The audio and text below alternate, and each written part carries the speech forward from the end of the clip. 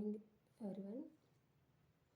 So today I am going to teach you the lesson or explain the lesson chemical reactions and equations from the NCERT textbook class SSLC chemistry part. The first lesson is the chemical reactions and the equations. So here in this lesson we are going to study about what is meant by chemical reactions, why do chemical reactions occur, and how to write the chemical equations,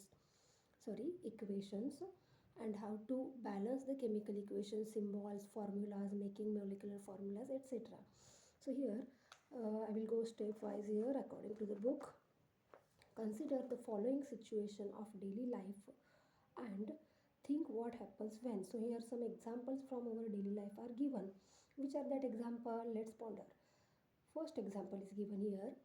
Milk is left at room temperature during the summers. So what happens when we keep the milk at the room temperature during the summer days, not into the fridge?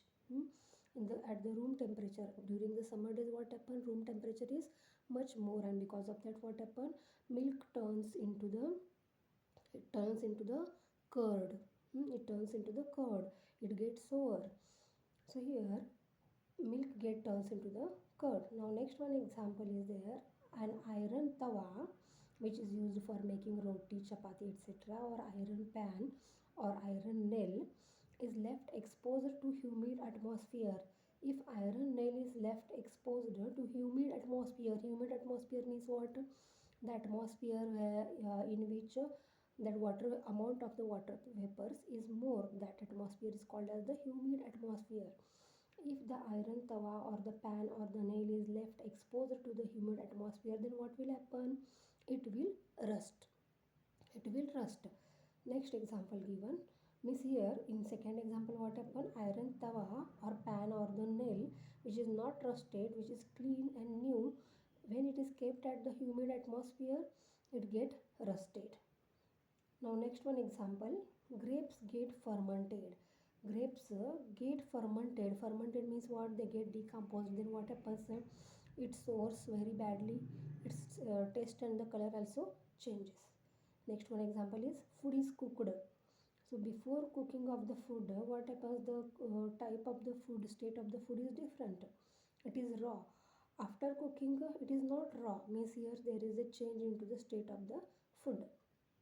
Next, food gets digested in our body. When we eat the food, at that time, after some time, it get digested in our body. Now here what happens? Food get converted into what? Simple nutrients in our body. Complex food material get converted into the simple food material by the process of the digestion. Means this is also change in the state of the material.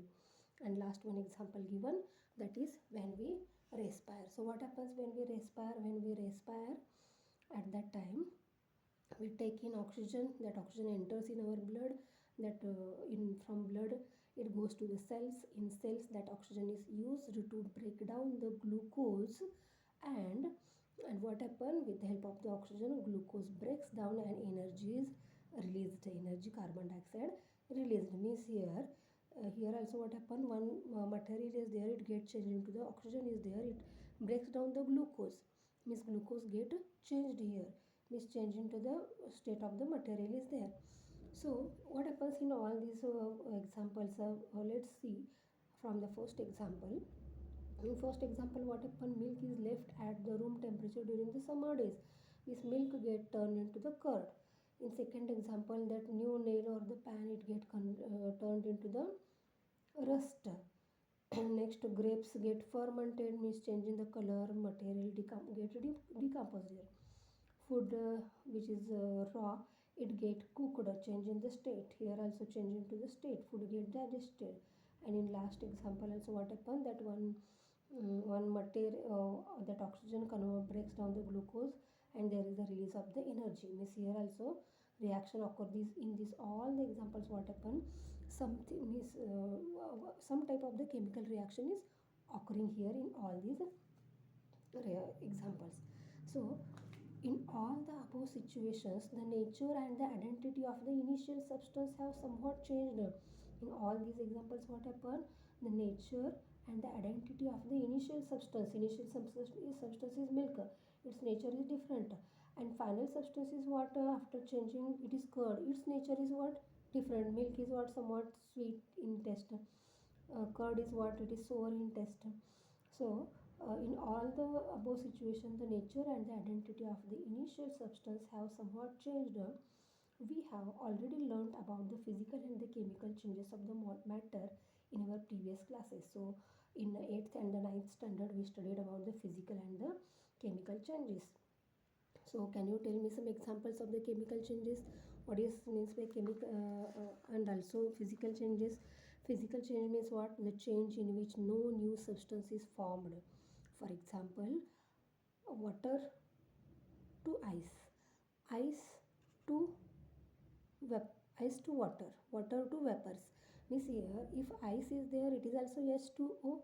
If water is there, it is also H2O. And if that water vapors, it is also H2O. So these are in this example, from that water get changed from liquid to solid, solid to liquid, or liquid to gases. This is an example of the physical change. Now, what are the examples of the chemical changes? That whatever we studied now, 5 examples, these are of the chemical changes. So what is meant by chemical change? See, whenever chemical change occurs, we can say that a chemical reaction has taken place. So opposite to the physical changes.